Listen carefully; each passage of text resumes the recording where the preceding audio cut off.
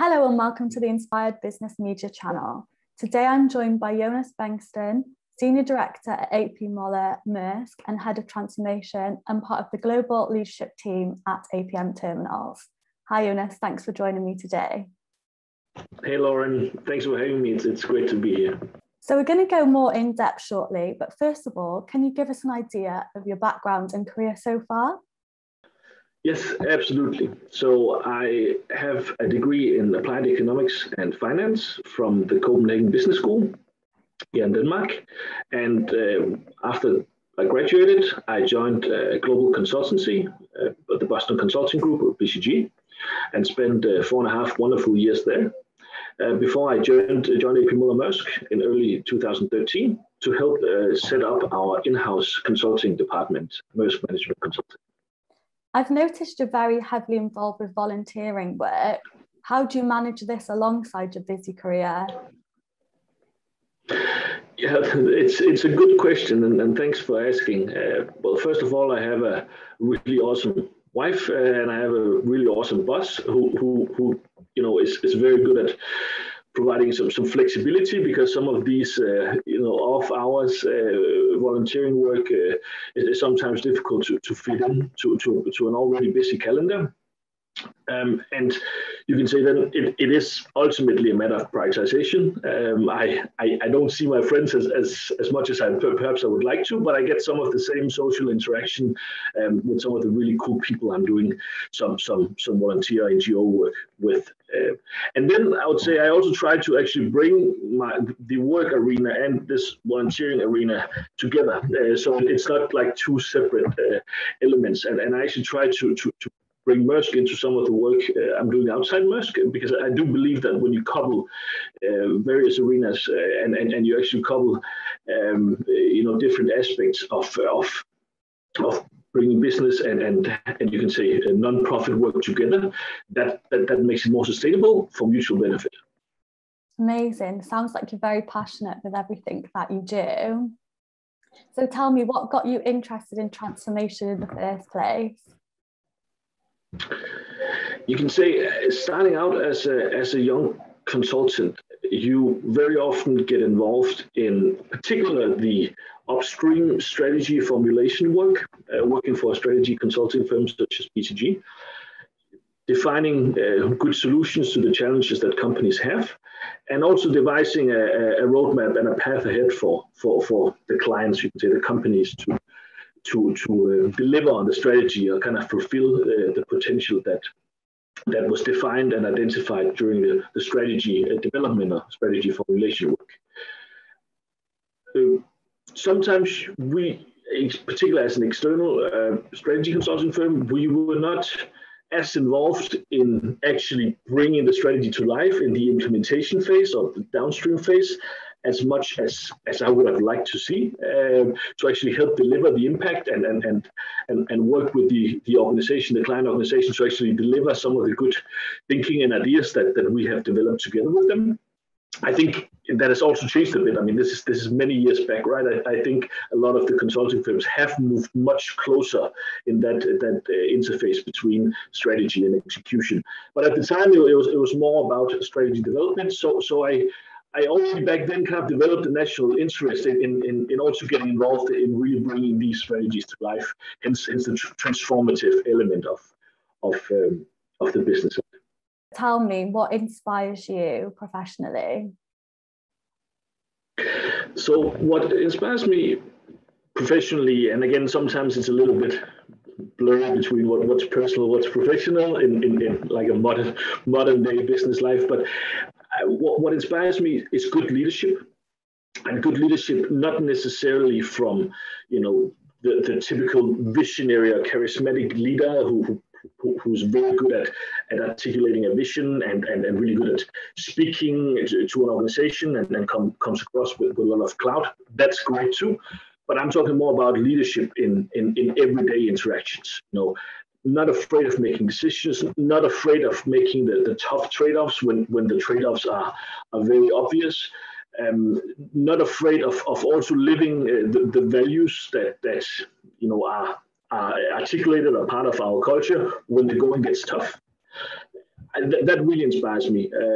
And then of course you can say both in the NGO work or kind of the and the Maersk business world, people who take chances. You can say calculated chances, not necessarily completely random chances, but they lean out, they take a chance, they put themselves out there, and most often succeed, right? Because that's half of it actually trying.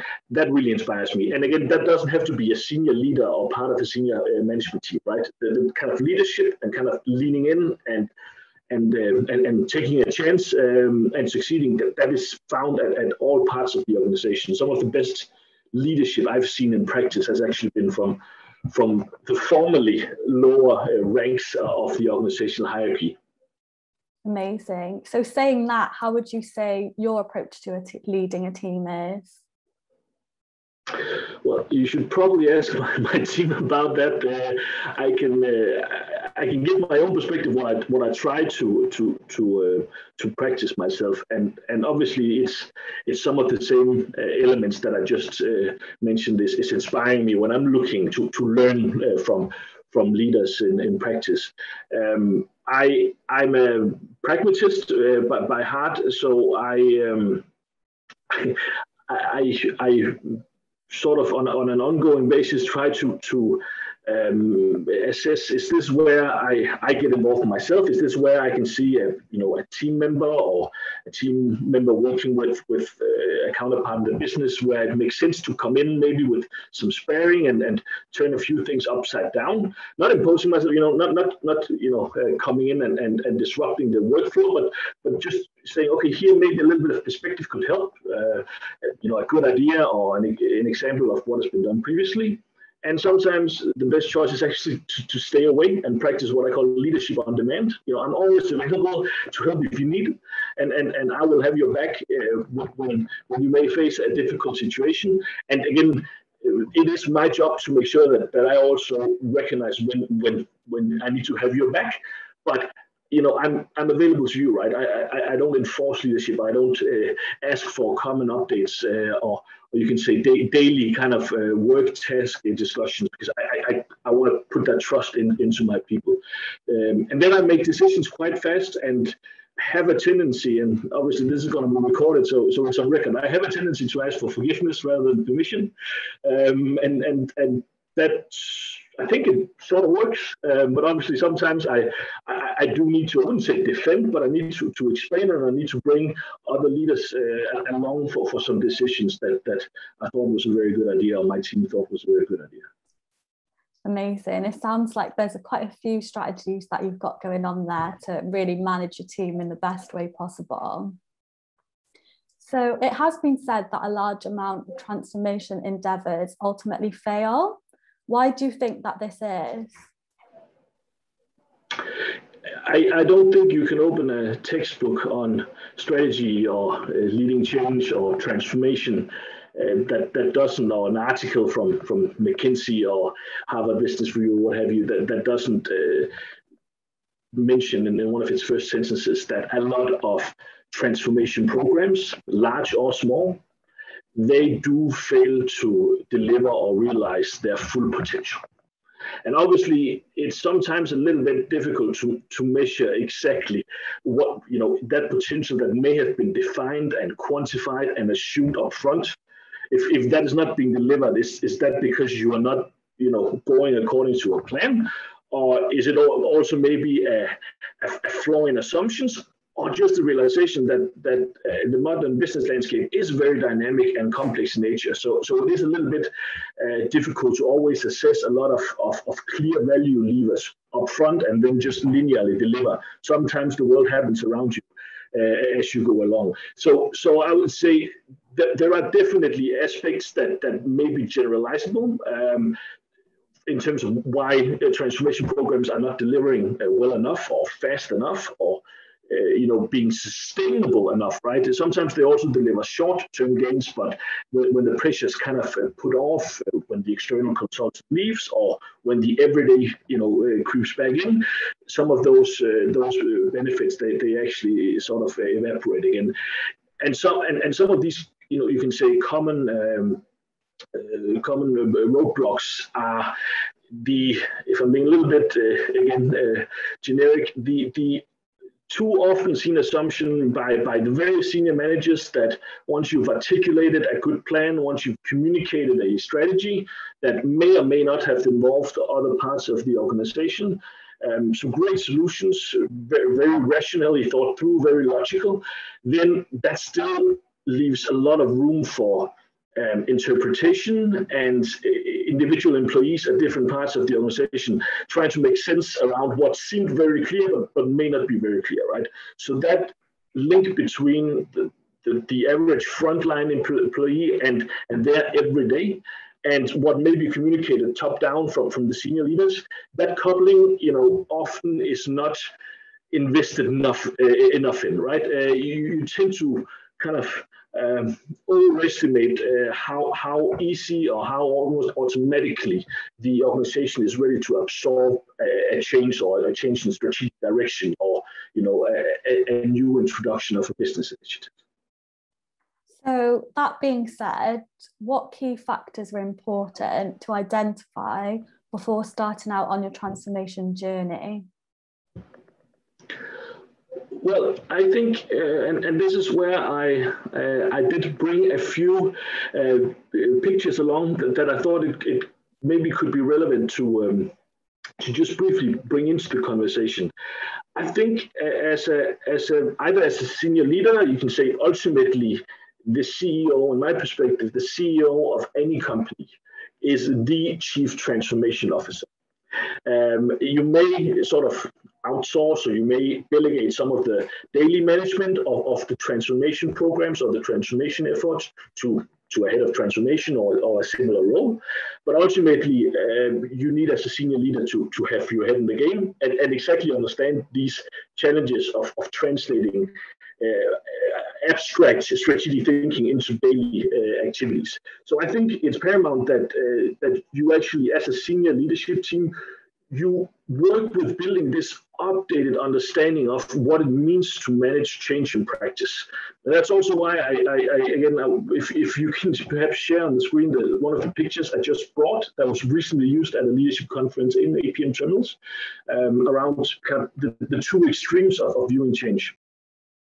Yeah, so this was a picture shown or a page shown at a recent leadership conference with the global leadership team in APM Terminals, specifically around the topic of finance transformation. I was asked to give a quick, you can say, teaser on transformation and thinking transformation that sort of facilitated a discussion on the topic afterwards. And what I am showing on the page here is that if you look at managing change and uncertainty in like a spectrum, or you say two ends of a continuum, then on one side you have what a lot of, including myself, what a lot of senior leaders have been brought up with in their business schools or MBA curricula, which is this kind of planned and prescriptive way of managing change. Here are the 8 steps you need to take, or here is kind of the formula for what doesn't work, or here are the 3 phases that you need to follow. Unfreeze the organization, move it, and then refreeze it. So sort of a rationalistic approach, technical rational approach to change, and the earlier works of John Kotter or Lewin's 3 phases that I just referred to are still commonly used literature to kind of describe how the senior leader needs to kind of enable change and kind of direct change in the organization. So that's one side. It must be planned and executed well, right? You develop a plan, then you execute it. And if you haven't delivered your results, then either the plan was not good enough or your implementation was not good enough. If you jump to the other side of the spectrum, you have the complexity sciences coming in and sort of saying this dominant discourse of leadership and management that change is something you can say almost control as a senior leadership team. That doesn't work in practice. That's not what we actually observe. As a senior leader, you are in charge, but not in control. You can control the responses of your employees. The best you can do is actually to create a very good platform for employees to make sense of changes in their environments, changes to their local business context, and changes to the way they work with each other. So that's coming from the likes of Carl Weick, an organizational theorist, and Ralph Stacey as a proponent of this different way of thinking leadership and change. And what you can do there, and what you should do as a leader, and what makes your job as a senior leader even more important, perhaps, than in the kind of old dominant way of thinking, is you bring your own intentions, your own ideas, your own thoughts into play. You engage with the organization. You create the right setting for a good, fluid, and innovative dialogue among different parts of the organization, where you leverage this diversity of thinking and diversity of background. So that's what you do. You participate and you let change happen, locally organized, self-organized. In practice, you can say there are probably, depending on the nature of the industry and the maturity of the business, there are aspects from both sides. That's what I here call the eclectic view. And if we actually bring that eclectic view into work, I have a second diagram here that you can pull up on the screen that sort of shows our in-house simple 2x2 diagram tool to think about managing change. So back to your question around what does it take, what's important to keep in mind when you sort of build or maybe reenact a transformation program or reinvigorate a transformation program. And like many 2x2 diagrams, you want to aim for the upper right corner. You want to aim for what we here call the dynamic transformer. Because at least in the context of APM Terminals, we own shares in 75 maritime container terminals around the world, of which we operate more than 45 in a truly global setting. But each terminal also has their own local realities, their own local boards, their own local customers, their own relationships with the port authority of that country, with the government, with the local unions, with the partners and suppliers. And you can say that is just part of the complexity that we need to work within. And the more we can combine, I would say, the two axes. One is still having a somewhat structured and clear approach to change. Where do we want to go as an organization? How can we channel energy as an organization together into achieving some common goals, and being clear about that intention, and still also allow the local organizations to really take that idealization of that direction and then operationalize or particularize that in the local setting. So what does this overarching direction mean for me? How can we grow our business outside container terminals, or add new services? Or how can we think about automation in a non-zero-sum kind of way with the unions? How can we use each other? How can I bring that intention of being a really good operator that needs to give a return to our shareholders, but also wants to be a responsible citizen? That comes with these trade-offs, right? That's where good leadership is practiced. So we at least aim a lot for the upper right corner. And you can see the risk sometimes, and the reason why we also use this framework when we challenge leaders in thinking transformation is, if you come from a bottom right corner context, so kind of a multi-domestic context, obviously there's some language here. I just want to say that that's coming from the seminal article from Bartlett and Ghosal around the transnational strategy of a company.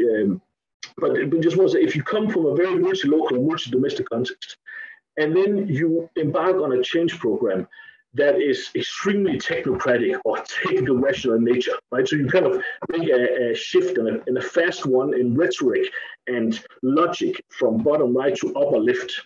Then you tend to lose your local organization. You tend to lose the buy-in. You see more resistance. You see more local leaders and frontline MPs saying, this change doesn't make sense to me. I don't understand what we're doing and I don't understand why we're doing it, right? That balance to manage those two axes and aim for the upper right is an ongoing accomplishment. It's never something you can just get right, but it's plausible that if you set up the right sort of setting for employees to make change, and you give some direction, some intention, you can get right. I would say that sort of mindset, it almost has to start with. And then, of course, there are more concrete and tangible tools around planning the actual work after that. That's amazing. Thank you so much for that.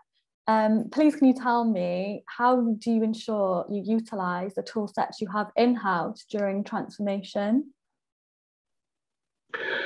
I think that's an excellent question. One thing is the tools.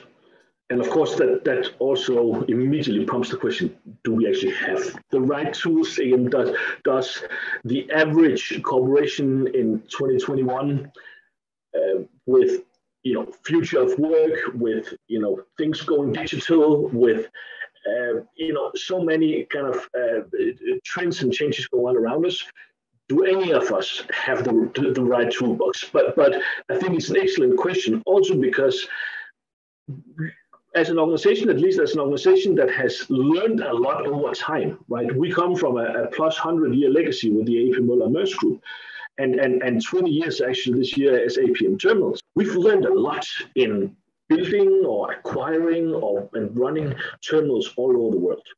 We have amazing people who work in the front line, from the managing director down to the individual repairman in the workshop. There is so much, you can say, knowledge and expertise that sits there, and a lot of good initiatives that have kind of emerged from a local level and then up. So we actually have, across the different global capability teams we have, or the functions you sometimes call them, and our frontline terminals, we have a lot of knowledge, and we have a lot of tools already.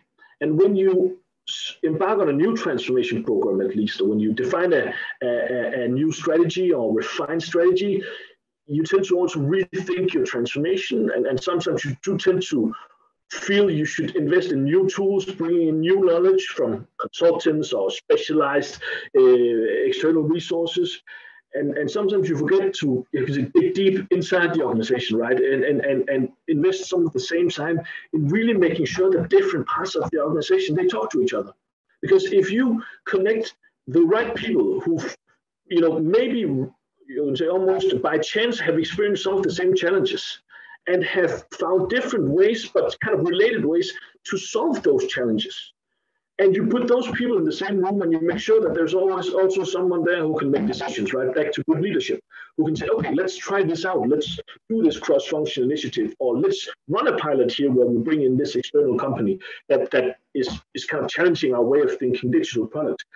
If you make sure that there are occasions where these people meet and come together, you have a lot of tools, right? Tools you didn't even knew you had inside the organization already. So I think, if I'm also challenging myself, that's where I want to become better. I want to become more invested there. Of course, you always want to look outside and learn from, literature and research and good, practitioners and get smarter and get challenged. But sometimes those people are also inside, right? And have developed some good tools. So sometimes it's just bringing them out to the forefront and further up in the organization. Did that make sense as an answer? I really believe in it, so I just want to make sure that it also made sense. Yeah, definitely. Amazing. Thank you. So I know on our roundtable, you mentioned the problem with viewing transformation as parallel with the business. Tell us more about this and how you go about helping the front line to make sense of any changes. Yes, I think I mentioned the points around, you can say, colleagues, employees, leaders, even senior leaders, who, in a very nice way, I mean, in a sincerely interested way, ask the question, so what are you people doing on the transformation? What's going on with the transformation in APM Terminals? And sort of indirectly create sort of a wedge between what they do in terms of running the business or performing and running performance management, and then becoming better, improving, or transforming. And obviously that wedge is non-existent in practice. There is not a transformation that's over here and then in parallel, you operate your business over here, and those two worlds are not united. You can say it is a constant organizational dilemma or even organizational paradox to find that balance between performing today, driving value, driving business performance, driving margins, if you wish, and then improving and potentially building viable options for long-term growth, on the other side. Obviously, those are two sort of different disciplines, but I believe the very powerful companies and the successful companies, they actually bring these two elements together and constantly weigh those up against each other, right? Again, we have literature talking about the ambidextrous organization, right? Do you need to focus on exploitation, so delivering value today, delivering good cash flow today, leveraging your market position and your current product range to deliver value, and exploration, finding those viable value creation options for the future, including transforming and becoming better at what we do. And again, that is an ongoing accomplishment to get that right. And what I'm actually very proud of as part of APM Terminals over the last 4 or 5 years is that we have, I think, and that actually goes for A.P. Møller - Mærsk as well, I think we've actually learned through really hard work and some very tough discussions, I think we've actually learned to find that balance where we're both delivering on some of the key business objectives on a weekly, monthly, quarterly basis, not just in terms of financial results, but also our reliability, the value we add to our customers, and still making sure that we have good momentum on our transformation, the more transformational aspects of what we do, and actually being able to merge them together.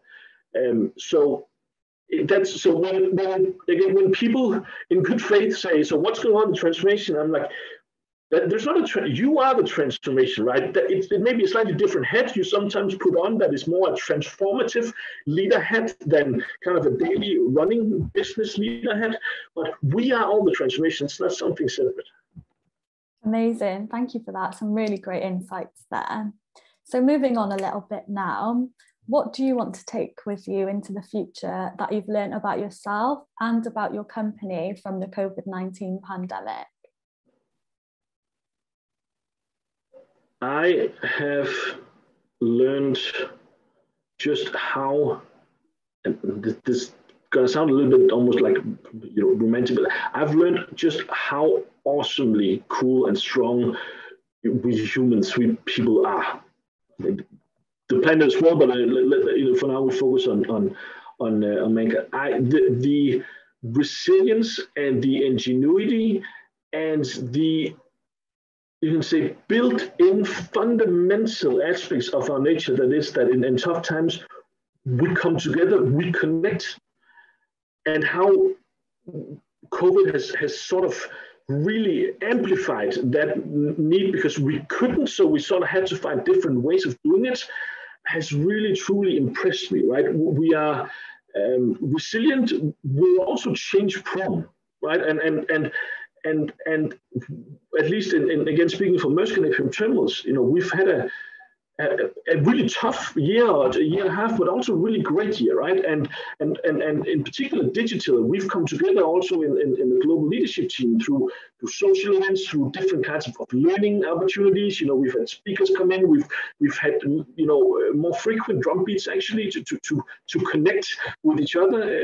I remember one of the senior leaders head of Europe said, it's almost like I feel closer to connected to you, my colleagues. That was 6 months into the pandemic than before, and we haven't even seen each other, right? But it was just that ability to still connect and that kind of warmth and true care that we saw for each other, and I've seen in so many parts of the world. I really think that's amazing, and I also think it sort of underlines in a very, it's almost like a dramatic way that you can say the line of thinking that what is truly a differentiating or kind of value creating key resource for or core competence for any business is perhaps really in that dynamic capability of being able to change and adapt and both be versatile and resilient, and again in a kind of an accelerated way manage that balance between where do we actually tone down the transform part, because we all have to take care of our employees right now. How are they doing at home? Can they work with the kids playing next door? Do we need to think about vacation schedules when we can travel again? These very real things, right? And maybe that's why we put the pause to the kind of very visionary digital tool program we have in place, because now it's just about making sure that people have the bandwidth to focus on moving our boxes, on an everyday and take care of the families, right? So I think that ability to adapt, to sense what's going on, right, and to kind of reconfigure and come together as a team to those challenges as they come along. I'm really, at least looking from both my personal network, but also the company I work for, I'm truly impressed by what I've seen, and that I must say that really comforts me in a good way. Yeah, I would totally agree with you. I think with COVID, it's been amazing to see kind of communities come together stronger, and also everyone just kind of realizing that we are all human, we all have our own lives going on behind the scenes. Right. And I would say, sorry, and we can cut this out or not, but I think an additional point is of course the global connectedness of not just an organization but of the world, right? And how much we actually depend on each other, particularly in health crisis. And you can say the solidarity and the cross-border collaboration that is needed to deliver this. I mean, seeing how Maersk and APM Terminals came together to, for example, bring relief to our colleagues in India, and really, help them when times were really tough. We don't succeed as a company by making sure that our senior leaders in Europe and the US are safe and vaccinated and everything's great if way too many of our employees in sub-Saharan Africa or in parts of Asia are still, at risk. It just, there's no check marking in that. Check marking is taking care of each other. Definitely, I 100% agree with you. So lastly, I want to know, what is next for your industry? Yeah, it's a good question. It is really a good question, because we also, I mean, just speaking freely here, we also get sent a lot of articles and white papers and proposals from a lot of awesome consultancies that talk about Industry 4.0 and disruption and digital transformation and a lot of very real topics for a lot of companies. And you can say, in particular, APM Terminals, we are in a very traditional industry, right? I mean, it's, before you really get, in my opinion, way further down the line on tools such as 3D printing or kind of the whole reshoring trend that we've seen in various shapes and forms, whether that's for environmental purposes that you want to produce and buy locally to avoid some of the you can say environmental impact from trade. I mean, until some of these trends they materialize to a higher level, then our industry will remain somewhat traditional. Someone needs to lift the containers on and off the vessels, store them at the port, make sure they clear customs, that they have the right temperature if you have perishable goods inside them, manage those in and out of gate communications, truckers and that whole community, and some very, you can say, important and long-term relationships with our key government and port authority partners, right, who grant us a concession to operate a terminal in their country. And at the same time, we want to bring benefits to all of our stakeholders by constantly becoming better, by also, bringing digital tools into our repertoire. And then there may be basic tools such as a trucker being able to book an appointment, so you can actually, I want to go in and pick up this container, which going to be handed to me from a straddle carrier at day number 8, and I want to book that at 15:05 p.m. And I know that at that time they will manage the in and out, so I won't have to queue up for a couple of hours outside the gate, right? it's a simple tool, but it's powerful to actually manage some of these bottlenecks. So obviously, we also want to change ourselves. We also want to become better in how we sustainably manage and maintain our assets, right, for longevity, right? That's also a sustainable business mindset. And finally, I really do believe that the port, if I'm speaking about terminals in particular, then the port and terminal industry has a key role to play in the whole decarbonization of the trade value chain, whether it is as green fuel hubs or whether it's doing better and more seamless connections between the hinterland, you can say the land side part of a trade flow and the water side, with sustainable, sustainable operations that are safe and environmentally sustainable as well. I think we have a key role to play there. Linking different parts of both the trade ecosystem and kind of the national infrastructure system together. And I don't think we've explored that to the fullest. So that's just, it's something we'll look into, and it's something I even hope that our peers in the industry will also explore further. Amazing. That sounds really interesting and exciting, but also, as you say, sustainability is massive at the moment. Amazing. Well, thank you so much, Jonas, for speaking to me today. I really appreciate it.